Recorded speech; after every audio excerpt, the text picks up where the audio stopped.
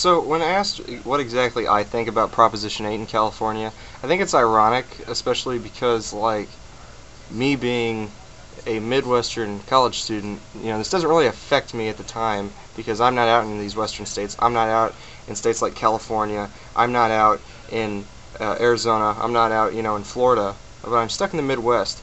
But I find it ironic just seeing how much progress we were making, and like it just seems like we had nowhere to go but up, and yet we continue to see actions like this proposed, like Proposition 8, in which now these couples all of a sudden can't get married, even though it seemed like we were making so much progress at the time.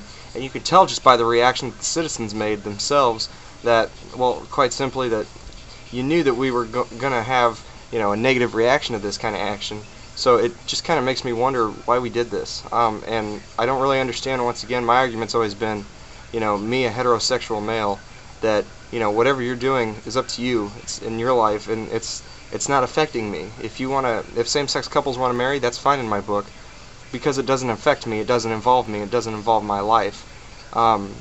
It's no different than if I was to go get married right now. If I was to drop out of school and get married, it wouldn't affect any homosexual couples, it wouldn't affect any heterosexual couples, it would only affect myself and my partner, obviously. I just find it ironic that it seemed all the progress that we were making, that this seems like a humongous step backwards. And I hope that we can actually, take this and learn from this, and maybe we can continue to move forward. Hopefully when I get to be a reasonable age and when I finish college and I really start going out into the real world, then we will have made this progress.